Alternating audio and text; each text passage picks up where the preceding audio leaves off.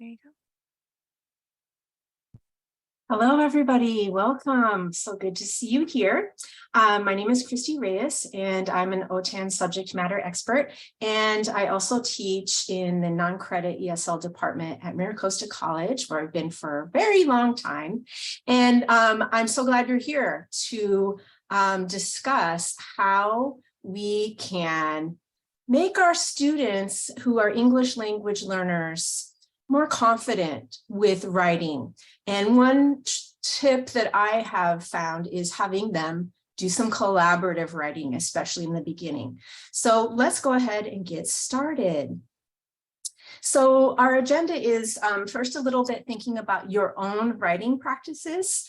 And then I'm going to briefly go over some of the research and the standards basis for collaborative writing. I think it's always important to ground our practice in research, what is the evidence says, and also maybe you're familiar with the standards for adult education, specifically for our English language learners, the English language proficiency standards. So if you're not familiar, you'll get a little taste of that, but probably a lot of you are. And so then we're going to look at some different collaborative writing activities for strengthening students' confidence and skills. First, for descriptive writing, how we can get students to work together to add specificity and details. Narrative and summary writing. I don't know if you're familiar with the English language proficiency standards, but having our students write a summary is one of the most important skills that we can give them, starting at the beginning levels of ESL. And then as we have students build up background knowledge through all of our scaffolding and reading activities and so forth, then we can have them start to form opinions. And so we'll talk about how you can have students collaborate to prepare for opinion, pro-con, informational, and expository writing. Everything from idea generation with various tech tools and frames, and then we'll wrap up and reflect. So hopefully by the end of our time together, you'll be able to implement one new communicative, interactive, collaborative writing strategy or activity to create community in your classroom, build students' confidence with writing, and really important, in andragogy, we need to give students a sense of self-efficacy and that sense of self-agency, like they can do it. And I'll talk about some different tech tools. Probably you're familiar with a lot of these, but I'm sure you'll pick up one new tech tool that you could probably use with your students. So just to preface this, I do teach advanced ESL, but I've sprinkled in some more intermediate type of activities. I think with the right mindset and with some creativity, you could do any of these activities with lower level students. You would just need to build up to the lesson plan and to the activity with a lot of vocabulary preparation, for example. So think about this. If you can share in the chat, you see that image there. People gathered around one computer, might be like that, or might be people on different computers contributing at a different time. What collaborative or group writing do you do, or have you done you yourself in the recent past? This probably could be something you do in your profession, in your work, or maybe something you do outside of work. If you can share in the chat, think about the last time you had to write something with another person or a group of people, or maybe you do this routinely as part of your job or in your everyday life. Can you share in the chat if anything comes to mind? So I know for sure in my job, we do a lot of group writing. We have to do a program review. You brainstorm ideas in your meetings for ways to improve your processes in your agency or in your program or department, and use Google Docs. Yes, that seems to be the go-to these days, right? And what were the results of having more than one people, or more than one person, or more than two or more people working together? If you can share in the chat. And so yes, the WIOA 3-year plan coming up, you're probably doing some group writing with that for sure, right? Can't be just one person doing all the work. And what are the results when there's more than one person? Don't be shy if there's some negatives, but yeah, many types of ideas and outlooks. So you know the saying, 2 heads are better than one. And for our students, let's face it, even though you may teach a leveled class, their abilities and their language and their repertoire of the vocabulary they have vary from person to person, right? So they can be cross-teaching and learning from each other and building each other's ideas. So a little bit about what the research says. Thank you. About the benefits of collaborative writing. Looking at the research, planning strategies. A lot of our students do not have a lot of experience with writing in their first language, and of course, then in English. So when we give them a writing assignment and we have not built up a good lesson plan, they have in their mind that you just sit down and start writing it. And we know that that's not an effective way. So when we have students collaborate in the planning, maybe you do this as a whole class, but get students to speak together, then a lot of peer instruction and modeling can occur. And so I have a quote that learners working together through the entire process of writing, planning, drafting, revising, and editing results in higher quality products. If you've done any student collaborative writing, you've probably noticed this. I know I have. Also, it's important to have our students do more writing every day in our classes.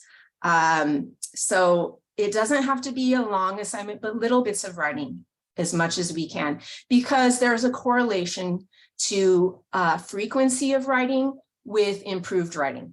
Okay, that's a no-brainer. But also, as you see here, when we have students write more, it's interesting, their reading skill and their writing fluency and comfort and their deeper thinking and constructive knowledge also occurs. Finally, I know that we're all grammar teachers. We probably went into this profession because we love grammar, but grammar study alone does not improve students' writing. We need to look at the writing tasks that we're going to have students do and determine what grammar would go along with that. So grammar is kind of secondary. I know I hate to say that because, we love to teach grammar, but it should come from the writing task. And so our writing tasks should not be just focused on grammar, okay? So we need to give students practice that involve active learning, not the filling in the blank, okay? So let's move on. I love this quote. Maybe some of you are familiar with Anne Rames. She wrote this, and I think this is why I really started doing more collaborative writing among students in my class, because in an ESL class, I feel very uncomfortable when the class is silent. I feel bored, I feel restless, I don't know what to do. And so she wrote, a writing lesson need not therefore take place in a heads down silent classroom. For any task, we should consider what classroom activities will help our students use the new language in a meaningful way, so that speaking it, listening to it, and reading it will help them write it with more confidence. So I imagine you structure your lesson plans with lots of student input, practice with verbal output before you have them write. How many of you are familiar with the English language proficiency standards? Can you type yes or no in the chat? And I'm going to ask you to be sharing in the chat. So get your fingers warmed up. And we see somewhat. Okay. Yes, some of you. Okay, great. So you kind of, I don't expect, I'm not an expert for sure. But they are correlated, a lot of textbooks have them included. And you can see that while we still teach life skills, we are called upon through the ELPS to also provide rigorous instruction. to get students ready, not just for a job that's going to pay minimum wage, that they'll end up having to work 3 jobs just to make ends meet. No, but to get them on a pathway to college and careers, because we know in the economy that we're living in here in California, minimum wage will not even buy you pay for a 1-bedroom apartment anymore. So the ELPS call for rigorous instruction, that we include academic language. So even with our beginning learners, we can give directions in simple language, but then also use the academic language to start exposing them to that. Language strategies, so helping students with all kinds of ways to understand vocabulary, to reword when they're not being understood, or to ask other people ways of re-explaining things so that they can understand. And finally, critical thinking, of course. So including tasks and texts that are not so surface level, but really challenge and build students' background knowledge, right? So really quickly, as I go through some of these ELP standards, not all of them, but I believe there are 10. I'm not going to go through all the levels, but just the first basic standard. I'm going to ask you in a moment, what are some things that come to the forefront here as I go through these standards as it connects to the teaching of collaborative writing? So it says that an English language learner can participate in level appropriate oral and written exchanges of information, ideas, and analyses in various social and academic contexts, responding to peer, audience, or reader comments and questions. Here's the next one.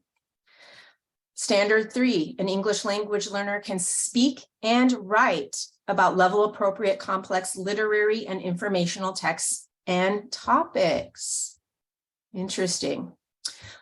Standard 4, an ELL can construct level appropriate oral and written claims and support them with reasoning and evidence. An ELL can conduct research and evaluate and communicate findings to answer questions or solve problems. And finally, an ELL can analyze and critique the arguments of others orally and in writing. What do you notice about these standards as they pertain to writing? I'll pause, and if you have anything to share in the chat before I'll say what I noticed right off the bat.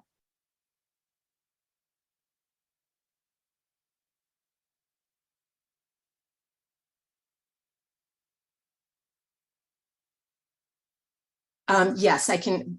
There is a handout that I forgot to mention in the CAPE Summit portal with the link to everything you're going to see here, including the standards. So if you go into the portal, you click on this where you entered into this workshop, and there's a handout to download. Okay, so what I notice is that these standards have a focus on communication, and writing is not an isolated skill, but there's an overlap of oral and written communication and discussing with others. So that makes perfect sense to include collaborative writing.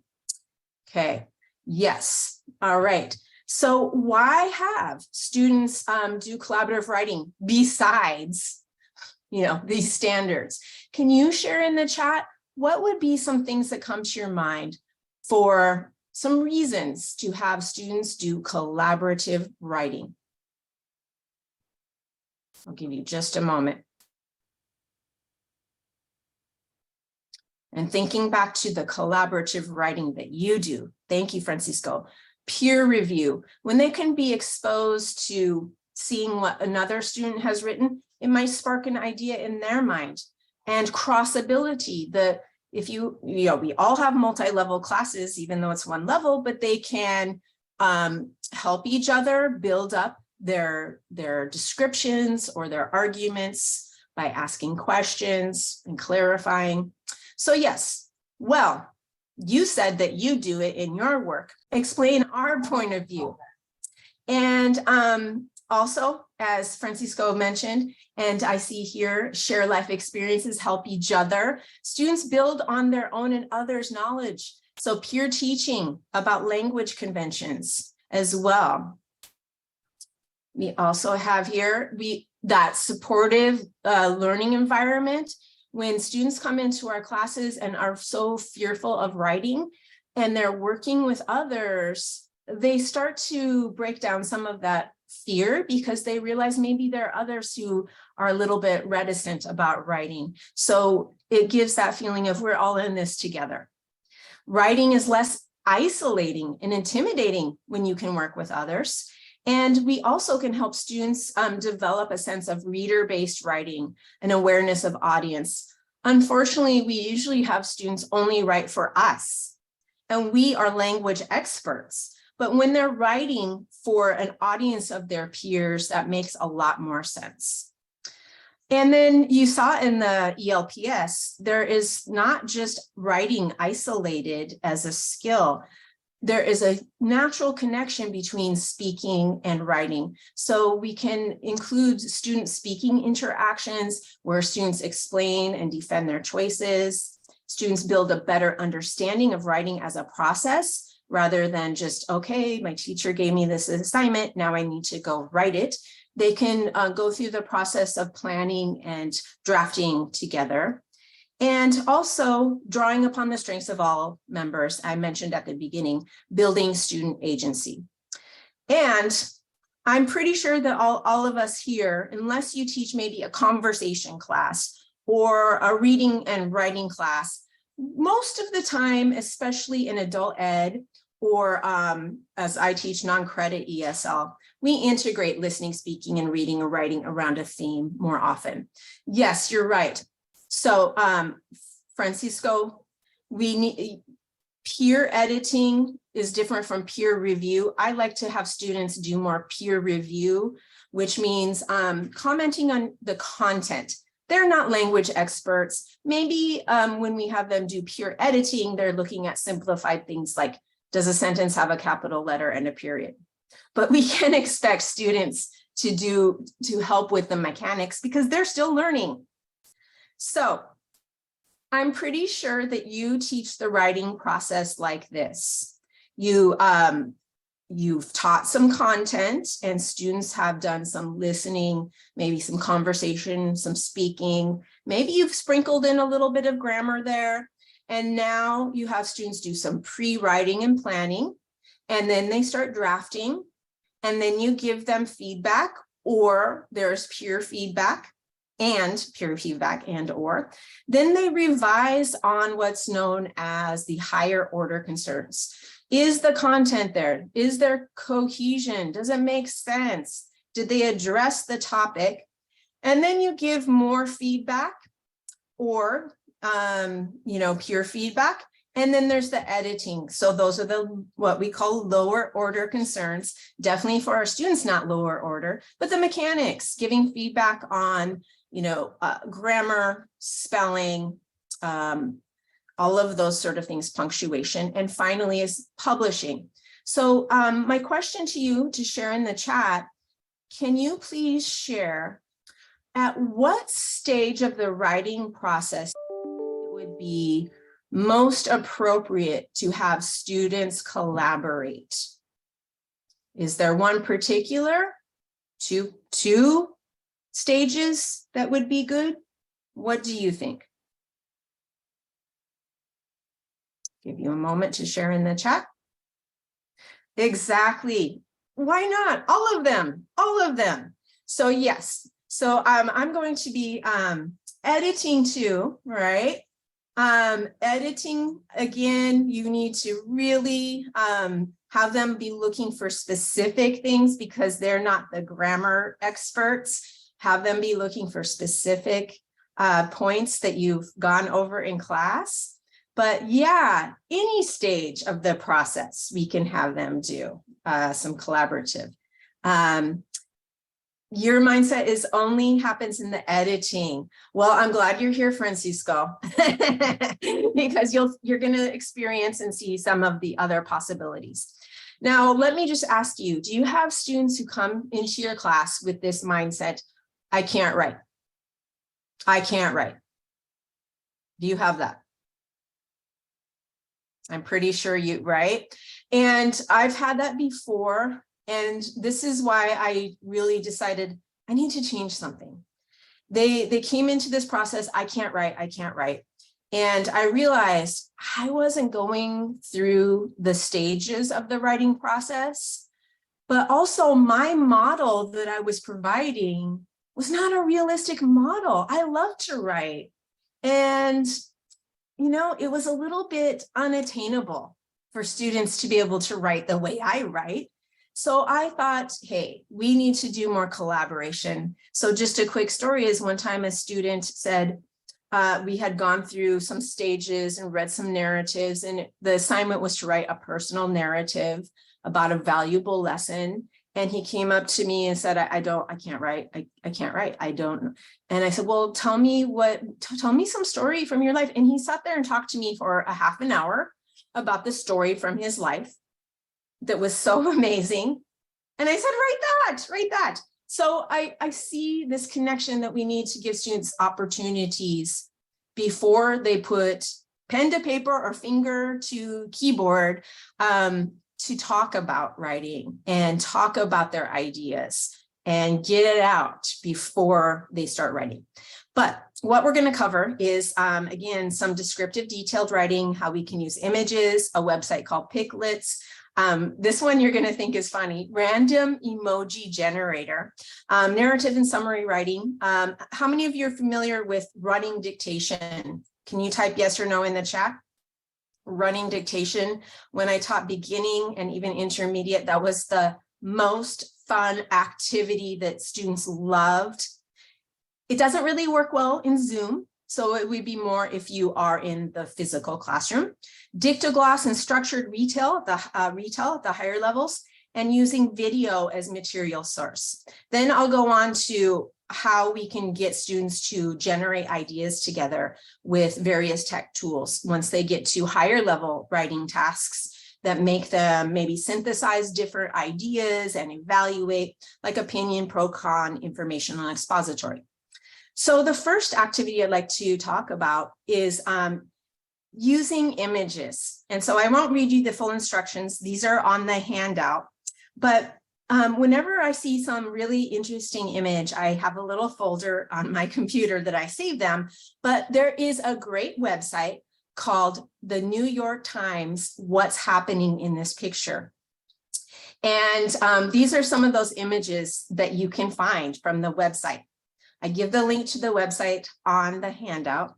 And so what I do is I put together a shared Google slideshow with one image and one blank slide for each team. And in my class, we are working on the parts of speech, so adjectives and adverbs and things like that. And so the team I model, and so we would model this one, and students need to write what is happening in this picture. Write a description of what you see. Use the no sass comp. Are you familiar with that one? That one is the order of adjectives, number, opinion, size, age, shape, color, origin, material, purpose. They learn that in my class, and I want them to use lots of adjectives and some adverbs, right? So I model it, we do it together, and then they go to teams. And for example, one team has a picture like this from the New York Times, what's happening in this picture. Here's another one, and here's another one. And so then they write their story, and we look at their work. And this is an example of one team's work. They had a picture like this, and this is what they wrote. And we sort of made it into a contest because we were working on grammar specifically. And I wanted them to be able to write a really good description so that when they went on individually to write their own descriptive paragraph, they had this, work together that they had done. So this team, they were the winners. They added 12 adjectives to their short paragraph that they wrote to describe this picture. So that's what we can do with pictures, with images, and have students work together. A website that I want to show you that is free. Have you heard of Picklets? Can you type yes or no in the chat?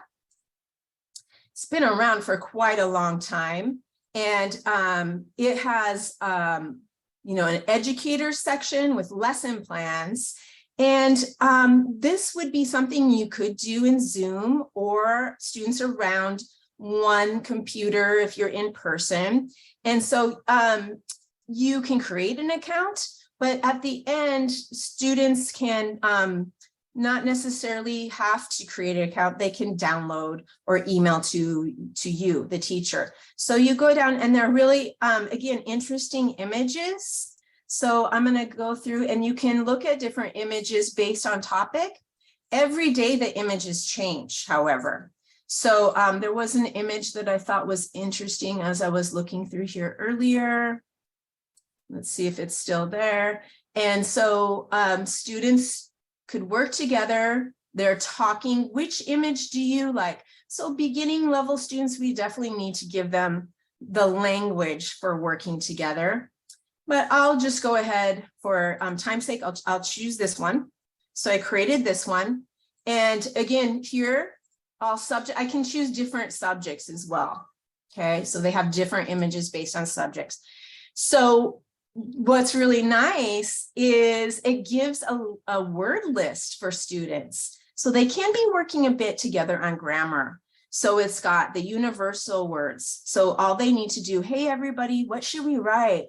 Let's start with So this would be beginning level. They could go word by word. You drag, hey, though, we need to start the sentence with a capital letter. So they click and they get that option like that. This looks like someone at a wedding, doesn't it? Let's see, what could we put next? What do you all think? So they're working together. Maybe one person is sharing their screen. Okay, I won't go through all of it, but let me just go and show you here. Like if I put graceful, now maybe they want to choose capital letter, but you see how they can be learning parts of speech a bit too, as well as punctuation. They can be working on that. On the other hand, this little lever right here, we can change it from drag and drop to freestyle. And then all they need to do is start typing. Okay, so they're working together to write a description about that picture. So that Picklets is another option that's free and not hard to use either.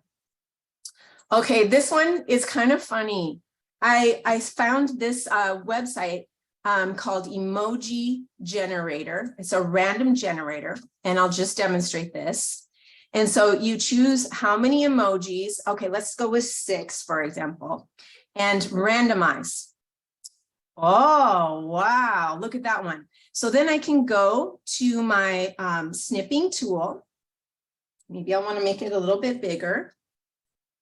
And I can take a snip of those 6 emojis like that. And I could print them out, or I could copy and paste into a Word document or into a Google Doc or on a Google slide. And then I do it again for another team. Oh, I don't like that one. Oh, that one's interesting. And different teams have different set of emojis. So then what students do is they are working on building more descriptive writing through a rotation process. So in my class, I use teams of 3, okay? And the first team, for example, they got this set of emojis. And the first team wrote this, while another team had a different set of emojis and was writing a few sentences. So team 1 wrote, I was going to cross the street when I saw the no crossing sign, and there was a chicken in my way. I was late for fishing with my friends because I was eating a plate of pasta and a delicious donut. Okay, that's pretty descriptive. That was pretty good. So then we said, okay, now let's rotate. Team 2 You see what, yes, the emoji URL I will show again, but there is a handout in the Cape Summit schedule that you can download and have all of this. So team 2, I won't read what they wrote, but they added more description. And then by team 3, look at this. They really built on that first sentence. I was going to cross the wide, wet street in Oceanside when I saw the big black warning sign, no crossing, because the white chicken was sleeping in my way. I was seriously late for fishing with my close old friend because I was eating a big white plate of stunning Alfredo pasta and a sweet, hot, round rainbow donut. Well, we have a donut shop called Rainbow Donuts. I think that's what they were referring to. But you see how they kind of work together to add more description and more detail. So why emojis? Why not pictures? Any ideas why you would use emojis and not pictures?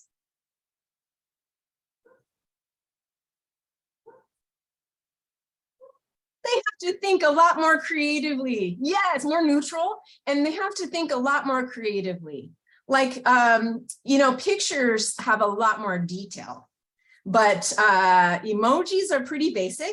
So they had to really work together and come up with more description. And, you know, it was just like giving them just the basics. Okay, so let's move on.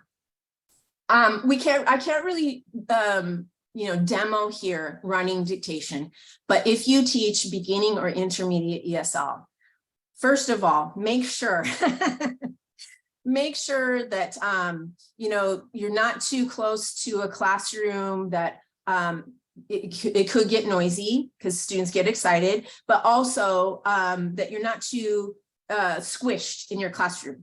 Students get very competitive with this one. But what you do is you select a text appropriate to your students' level. Now, at the beginning levels, I would take a simple text that is something we've already discussed, this topic. It's not a new topic. They know some of the vocabulary already. And you cut that text into sentence strips. And you put those sentence strips numbered around the classroom. I like to use like a manila folder that I tape to the wall, and they flip it up and they read.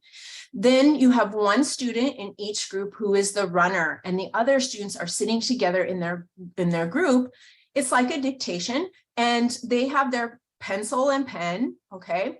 And the runner goes to the first sentence, looks at it, memorize it, says it to themselves, tell them they cannot return. They go to their group and they dictate it. That first sentence, they look there. So you want to choose your more advanced students, right, to do this. They are then checking their partner's sentences and saying, no, that you don't have the right spelling for this word. Oh, remember to put a period here. And then once that team has gone through all of the sentences and they're finished, they tell me, we're finished. And I come and I check their sentences. If they have anything that's not right, I tell the runner, go back to sentence 3. There's something not right.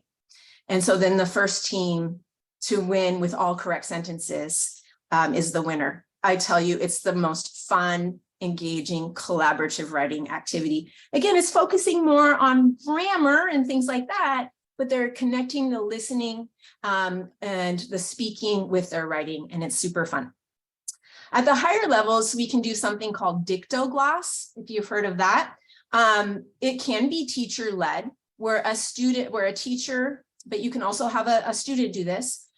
Instead of individual sentences, you read a whole text 2 or 3 or 4 times, and students can maybe take notes, but they try to remember, and then they work together to reconstruct the text.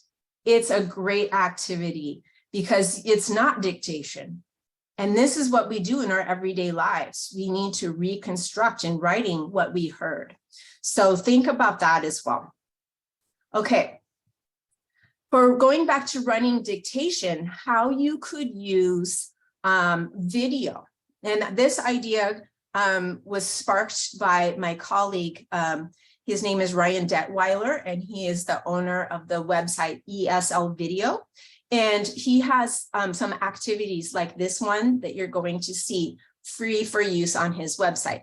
So let me ask you, and let's say that we've been practicing simple present, but now I want students to practice in speaking and writing, especially the third person, right?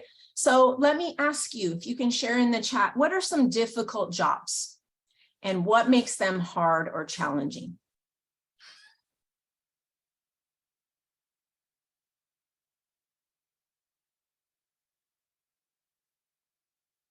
You're thinking, huh? You're not going to say teacher? Construction. Yes, construction is hard, isn't it? Yes. Medical. Yeah, bad weather can be a hard thing with this, that. And Francisco, medical, because, you know, it can be difficult. Lots of things to know, lots of, if you make a mistake, you've got someone's life in your hand, right? On the other hand, what are some easy jobs?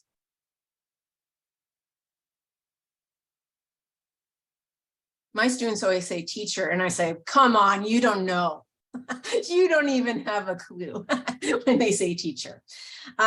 So I don't know about you. Sometimes I see these, you know, models and they say theater usher. Yeah. Models, you know, they're like, oh, my job is so hard. Yes. Oh, interesting. Yes. Early childhood. Yes. Thank you. So models, actors, I realize sometimes they need to travel. That's really tough, and get up really early and sit there, for hours getting their makeup done. So then I would ask students, what is the daily life of an actor like? What do you think they do in the morning? And so then my students give me some responses, and, so what they get up in the morning, some of them need to get up really early. They probably need to work out because you need to stay fit, and then they probably go have a meeting with their agent, right? Things like that. Okay, so we have a little discussion.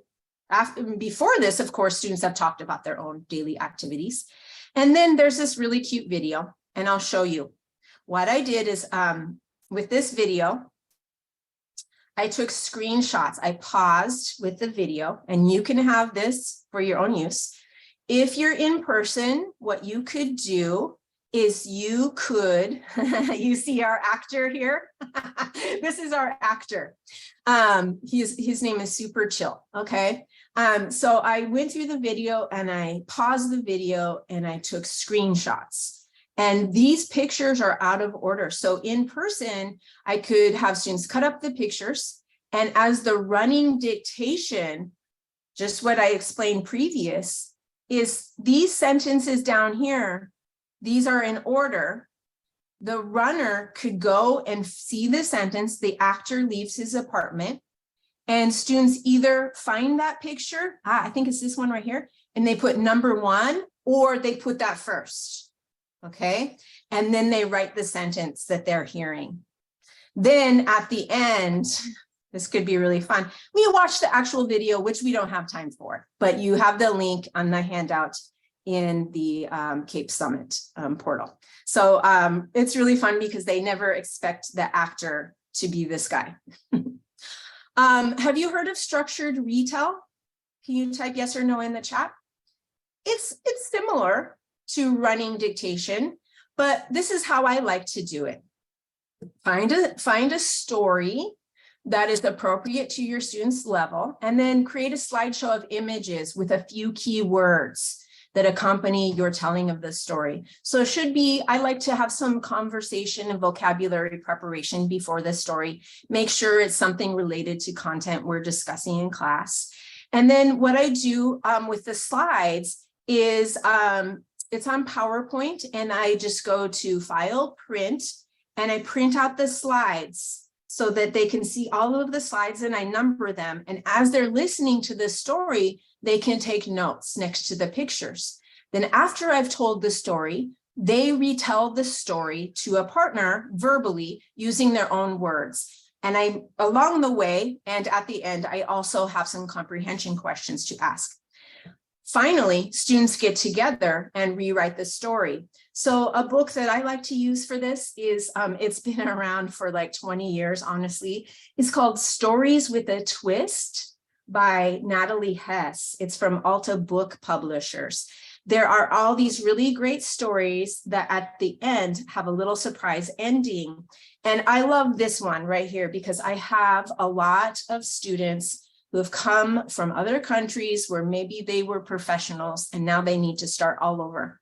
And it can be a little bit unsettling, a little bit disappointing for them, and, you know, sad. They feel sad.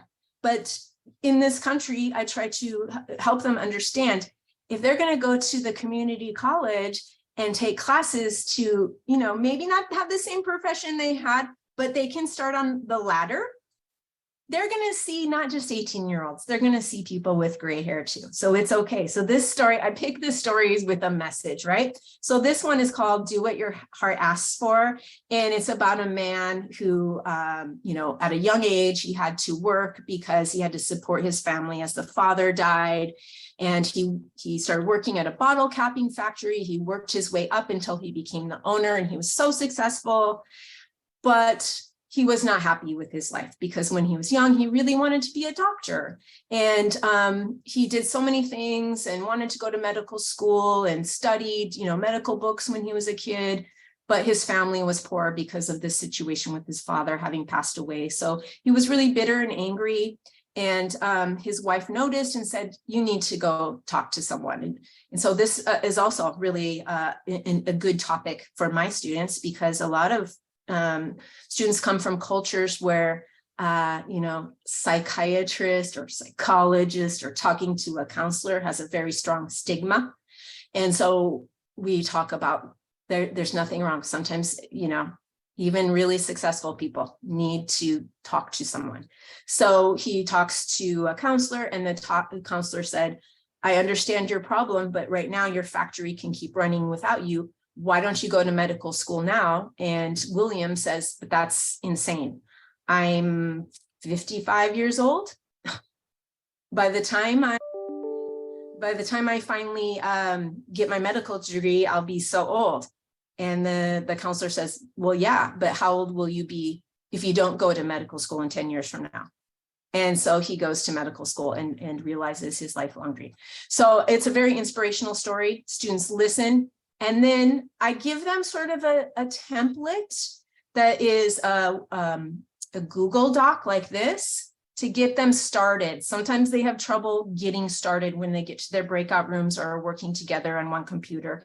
And so this is after they've verbalized the story using those picture prompts. Now they get together and they write the summary. Summarization, very important. Okay, so let me check my time. All right, so I have a lot of other activities that I like to do with video, using video that maybe has no audio, no speaking, and sometimes does. But here's one activity that I like to demonstrate with you and have you work on. So for this, you find a video, but you don't show students the video. And what you do is you just prepare some of the key words and list on a piece of paper, on a Google Doc or Word doc, for example. And students need to just look at that list of words, that's it, and work together to predict the story, okay? And I talk about how stories are told with simple past and past continuous. So we do that. I demo as well with an example. Instead of demoing with you, I'm going to show you, I'm going to use my demo one for you all. Okay, so in this case, this is team writing, and I use a Google slide, and I prepare different slides for each group that are replicated, just have a different number. And so I ask students, what are some good reasons to miss work or school? So I want to ask you all. So what are some acceptable reasons that you get when students say, I can't come to school today? What do you think? What are some reasons that you think are okay to miss school? An appointment, a cold, sick, yeah, especially in person, please don't come to school sick. And then you've probably heard some of the bad excuses that I've heard over the years. What then are some bad excuses for missing school or work? Lack of, yeah, I'm tired. Well, I am too. My dog ate my homework, right? Okay, so what we see here. So in a moment, you're going to see a short video about a story that happened to one man. And these are the words that you're going to see happen in this story. And what I'm going to do is I'm going to be putting you into breakout rooms. So I go here and I'm going to share. I don't have a car. So transportation is probably a good one, right? I'm going to put this link in the chat right now. And in a moment, we'll put you to breakout rooms. And I'm going to tell you which one is yours. So down here, you see your team. Okay, so this is team 1, team 2, team 3. So first, when you get to your breakout room, find your team slide and put your names there. So introduce yourself, and one of you can share your screen and one of you can do the typing, okay?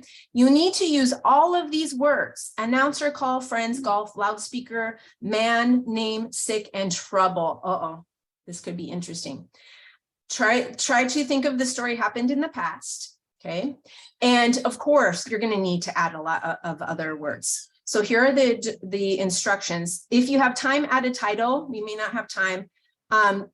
In the interest of time, just write 3 or more sentences, but usually I have students write a title, a topic sentence, and a conclusion, but you just do your best to use all of these sentences. I'm going to give you probably about, let's say, 5 minutes, okay, just to get the feel for it. So let me create some breakout rooms really quick. Okay. And I'm not going to open the room. I'm going to leave that to someone else. But in the first room is going to be Francisco, Josie, hi Josie, Karima, and Susie. So you're going to be on slide 1 right here. Then, so Francisco, Josie, Karima, Susie, can one of you share your screen? Yes, I can do that. Thank you. In room 2, group 2, Kwang, Nancy, Sarah. Can one of you share your screen?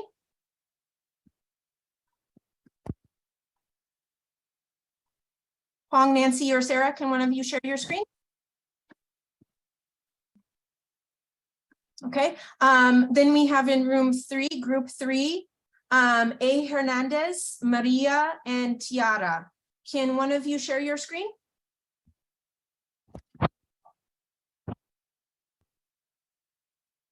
And in the last group, team 4, Diaz, Gabe, and Suzanne. So hopefully one of you can share your screen. So can you click on the link in the chat if you are able to share your screen?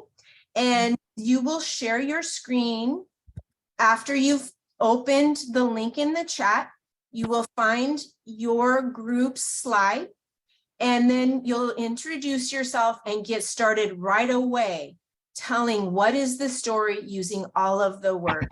Are there any questions before we open the breakout rooms? Okay, here we go. We're going to go ahead and open the breakout rooms now. Okay, I have to. I'm going to open the breakout rooms. Okay. Here we go. Go ahead and join your breakout rooms. One person, please share your screen after you have clicked on the link. We'll give you about 5 minutes. All right, everyone should be back. Okay, so I know that wasn't enough time. Of course, with my students, I give them more time. And actually, this is the activity that we do together, you know, the we do and now you do. So we usually use this one together because it's shorter, and I'll show you a longer version that I do with my advanced students. But then I either ask, you know, one member from each team to read theirs aloud. But just in the interest of time, I'll read Karima and Francisco. They gave a title, Nice Day at Pebble Beach. Yes. last Friday, while I was walking in the park, I heard an announcer call the names of my friends on the loudspeaker that there was a golf tournament at 10 a.m. The man's name was Francisco. He was sick and was having trouble speaking. Yeah, I signed up for the tournament and I won a trophy. So you can see if you gave your students a little more time, they can do this. It's kind of fun creating a story together, isn't it? And then I see here that CM Diaz and Maria are still working. So they put, my friends and I were playing golf when we heard the announcer call, an announcer call out a man's name over the loudspeaker. His name was Bob, and he was having some trouble with his golf club. Bob was feeling sick and needed help. Well, you were pretty close to the story. So then afterwards, we see the actual video. So I've got a bunch of these videos I saved up over the years. And this one, I'll just show you. Here it is. Let's see how close to the real story. Remember, it's about good and bad excuses for work. Okay, so here it goes. Yeah, sir, this is James Horner. Yeah, James Horner. Actually, I'm doing pretty lousy, sir. I have a sore throat and a headache, and I've been puking my guts out all night long. So I figure I'm not going to come into work today. Okay, so a man was calling in sick from work. He was excusing himself from work because he said he... Yeah, I'm gonna lay low and try and keep... But really, he was at the golf course with his friends. So... Try and kick this thing. Corner force into the tee. Uh-oh. During the phone call, an announcer called his name, though. Corner force into the tee. Hello? Oops. Everything you need to play except the time. So he got Chipshot.com. caught in a lie. Good lesson for our students. No. I don't know if that's ever happened to you. Oh, I can't come to class because, and then see them somewhere else. So I use this one actually for the model that we do together. And I have a longer one. Of course, it's on this handout, and you can find, like, I like to use Vimeo, but you probably on YouTube, you can find a lot of animated shorts, as well. But Vimeo has some, real people videos with maybe not a lot of dialogue. And there's one called Table 7.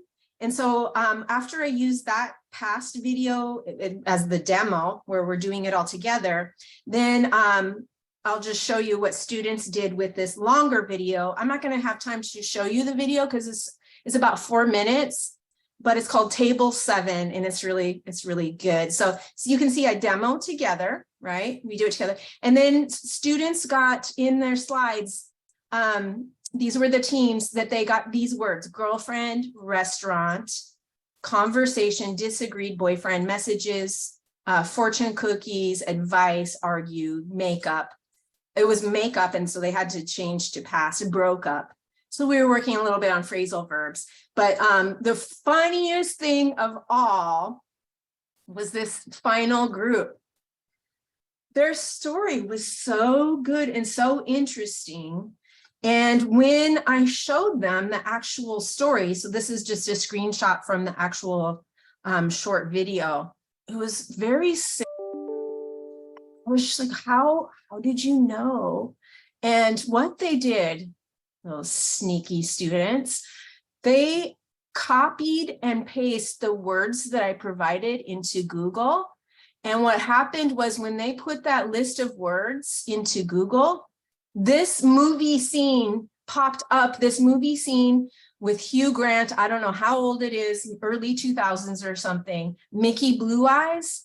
It came up for them, and they watched this while they were working in their breakout rooms. They watched this video clip and cheated. It was so funny. It's like they told me that they cheated in the end, but I don't care. They were writing together. It was hilarious. So there are lots of other things that you could do with video shorts and images. I won't read you all this. I have some samples on the handout, but there's just so much you can do. It's a really great prompt to use images or videos because students can collaborate to come up with the words and the story. Now getting on to like higher higher level type of writing. Again, in my program, we get to paragraph. Some of our students, they can write essays, and we differentiate the instructions so they can. But I think even at the intermediate level, if you've built a really great lesson plan and students have built up their knowledge with a lot of preparation, they can write opinions. But we need to help them. And one way that they can do that is generate their ideas together. So I like to have students do that pre-writing, the brainstorming for opinion writing a lot. So if we've done, for example, pros and cons, because right now there's so much automation happening. Many of my students have lost their jobs to automation, to robots. I was in Pasadena this past summer, and there's a burger restaurant where there is a robot that flips the burgers. So we read about automation and will a robot take your job? And then students brainstormed, if a robot were to take this job, what would be the positives and negatives? And so you could use Padlet. Can you type yes or no in the chat if you're familiar with Padlet? Jamboard, Google Docs, or there are many different websites where you can get graphic organizers. Just Padlet last night. Yeah, Padlet is really nice and easy because students don't need an account. Neither do they need an account with Jamboard. I think the main difference between Padlet and Jamboard is that Jamboard does not work as well on a phone or a mobile device like a tablet or iPad. So they would actually need to install the app. But Padlet you can open on any device. Google Docs I love because then everything is together in a kind of a linear form and they can see everybody's work. Okay, so that's in my higher levels, right? But there are many other graphic organizers, as I said, too. I like, if you've ever looked at Read, Write, Think. Are you familiar with that website? Read, Write, Think. Can you type yes or no in the chat? It's not specific to adults or ESL, but they have some really wonderful graphic organizers. So I have that on the handout as well. I also like to provide students with frames. So they've done the idea generation and I have a paragraph frame. They don't know, they're not familiar with giving their opinions sometimes, depending on their educational background or even their culture. So I give them potential topic sentences that they can choose from and a conclusion, at least in the beginning, with their first pro, con, or opinion or informational type of writing. And then all students need to do, they have all their ideas that they generated, not just from their group, but the whole class in one place. And they have a possible topic sentence they can use, a possible conclusion. They just need to put it all together. And then they feel, oh, I can do this. And then more independently later, they can do their own writing. So Padlet is free. You need to set up the wall as a teacher. You could have students working together on any of those activities that I've already shown by creating a wall, and they're working together to do one post. The Canvas would be great for kind of mind mapping or web or some brainstorming. For pro and con, I like the shelf because I can say here, group 1 pros, group 2 cons, and I'll show you that in a moment. So this, in my class, we were working on the topic of nutrition, and we learned how to read food labels, and then we discussed this question: does fast food need to have warning labels? I mean, alcohol has warning labels, cigarettes have warning labels, cleaning products have, so many things have warning labels, yet fast food we know is so bad for us. Does it need to have a warning label? So students, after I set up this shelf on Padlet, I said, okay, group 1, in this area, you're going to enter your possibilities, why people would say yes. And even though you think yes or no, you need to think of ideas for both sides. And then you'll put your no's here. And here's group 2. So you can make many different groups going across. They'll just need to scroll. How many of you do use Jamboard? Can you type yes or no? Francisco, not yet. You should. It's really nice. It just, you do need to model how to do it with students, okay? So if you use Google Docs, Google Slides, you already have Google Jamboard. Just go to google.jamboard.com. Students do not need to log in. So that's the difference. You know, I love to use Google Slides, but whenever students want to insert a picture, they have to sign in. They can insert a picture on Google Jamboard without any sign in whatsoever. So there you can have a picture as a background. You can see that there are different backgrounds that you can include, like lined paper. And then what you need to show students is over here are the tools. So typically I have students use the sticky note, but they could also make a text box and type inside of a text box. And then right here, they can insert a picture as well. No sign up, nothing. Just you create the Jamboard and then you share it as Can Edit. Up here at the top, these are frames. So you could have a different frame. Instead of slides, they call it frames. I think it goes up to 20 frames or so. You can have a different frame for each team. Okay, so check it out. There are lots of YouTube videos that show you how to do it. It's really awesome. It's a great way for having students collaborate on just about anything. So by student request, about last year, I always ask students at the end of the course, these were the topics, which ones did you like, which ones didn't you like, and what topic do you think I should cover in my class? And I had quite a few students mention that they would like to have had the topic of mental health. That's a really tough topic to cover. And so I brought in a former student who she had her degree in psychology in her country. And eventually we've kept in contact on LinkedIn. And over the years, she has gotten enough English and she works in a clinic. And she came to give some tips to my students about when you're not feeling so great, what you should do. And so before she came, though, into the Zoom, this is the great thing about Zoom, right? We can get visitors from anywhere to visit our class. I had students brainstorm stressors that lead to mental health issues. And this is, these were some of the things they came up with. And then in the Jamboard, the second frame was, so they were in groups and one person in the Zoom breakout room was posting for the group. And then on the second frame, the question was, what are some things you can do?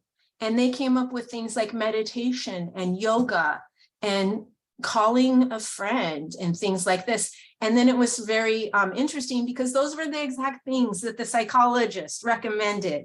You know, you don't need to start popping pills. And then, so my final assignment was look at all these things that can cause stress, and look at all of the possible things that people can do. And your writing assignment is to take these things and write about your special mental health toolkit. What are some things that tend to be troubling for you? And what do you do, or what will you do in the future when these things come up for you? So it's a great way to generate lots of ideas in one spot. So we have about a little bit more time. If you have a phone nearby, you could open your camera and just scan that QR code. But what I'm going to do here is I'm going to exit out for a second. And I'm going to copy this. Well, actually, I don't want to exit out. Let me do this again. I'm going to open this and demonstrate. I've created here for you a Padlet to try posting. And I'm just going to put you into two groups. Here's your question as we finish up. You're going to think of the pros and cons of, I need to change this one really quick. The pros and cons of having students work collaboratively on their writing. Okay, so we're just going to have 2 groups, and I'm going to put this into the chat right now. Here it comes.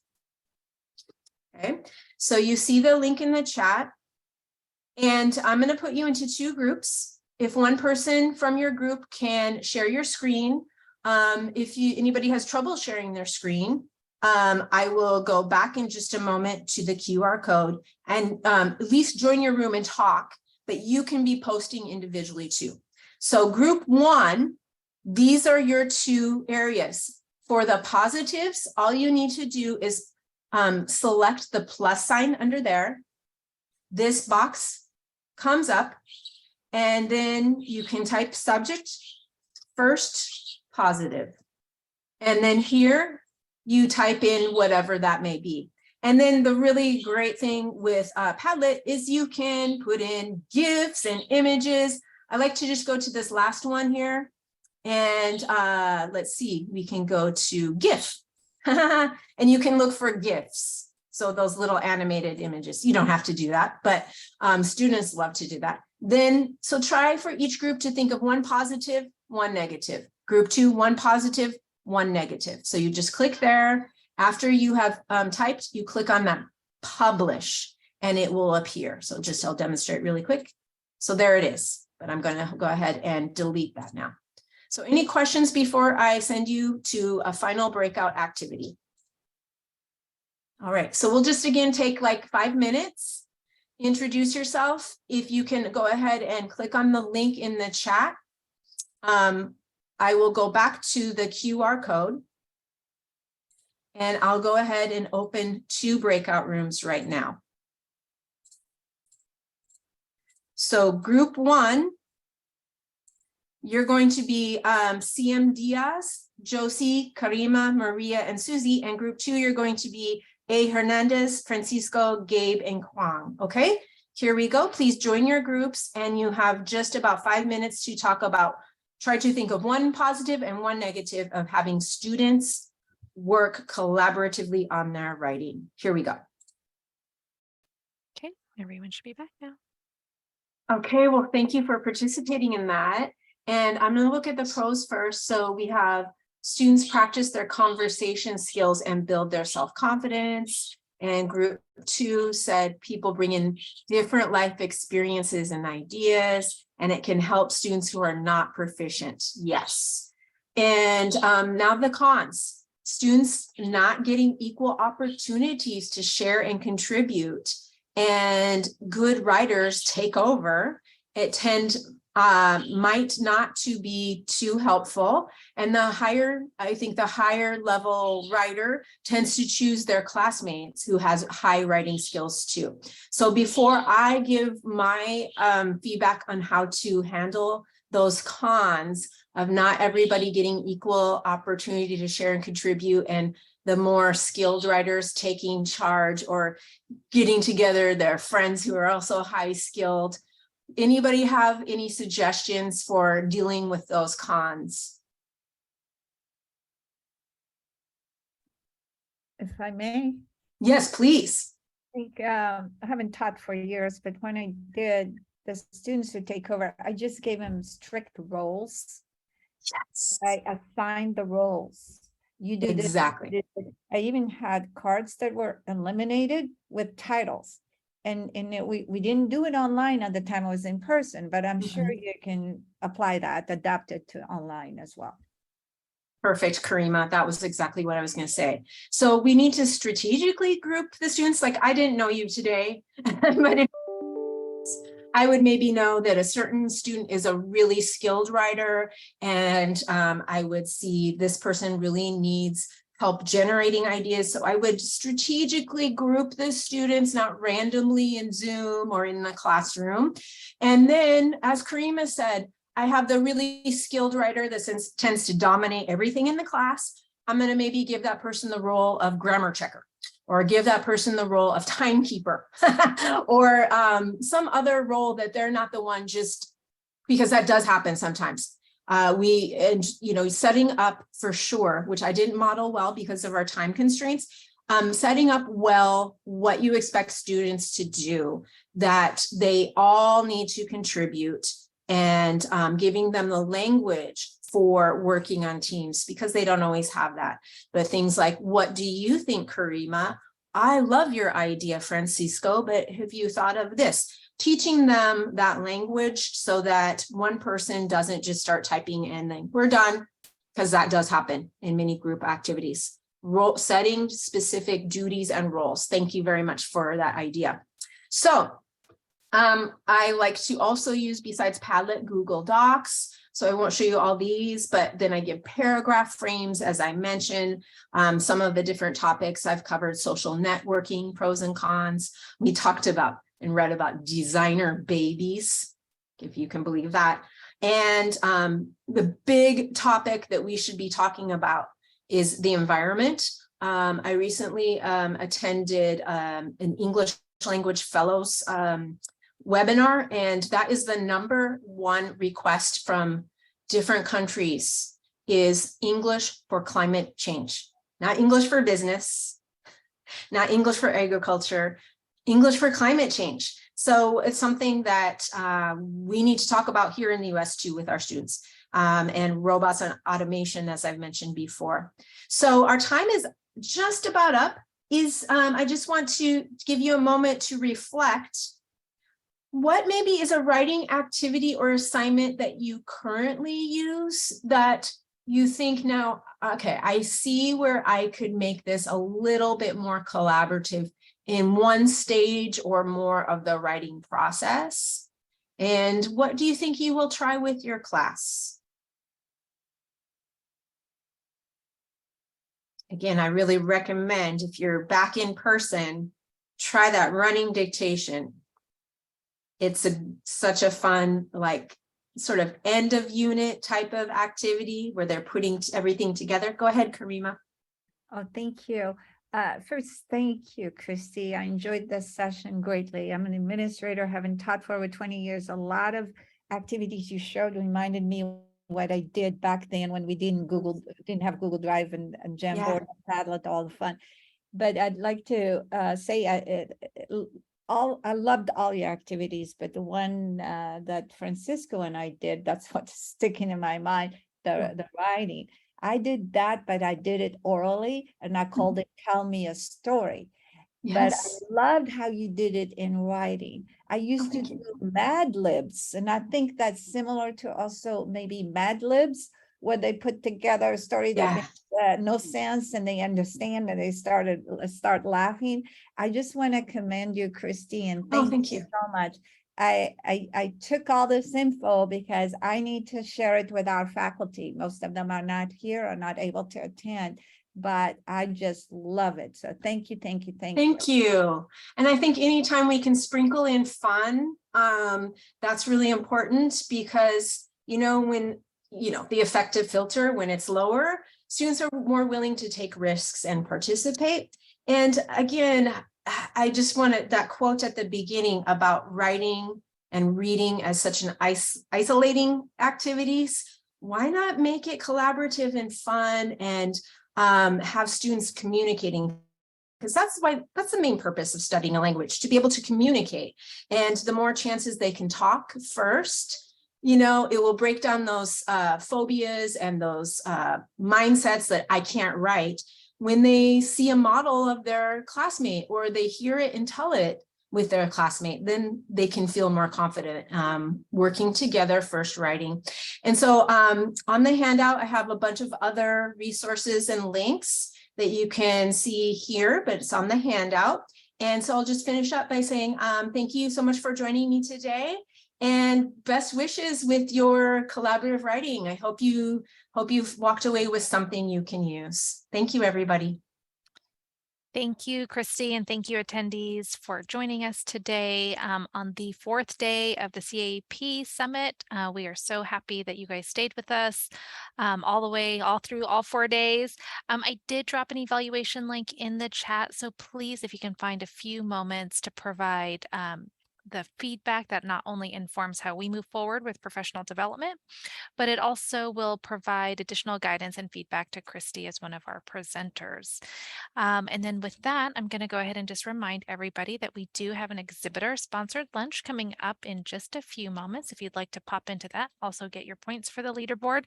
And then our last session block for the summit is this afternoon, starting at 2 o'clock. So we hope to see everyone back online then.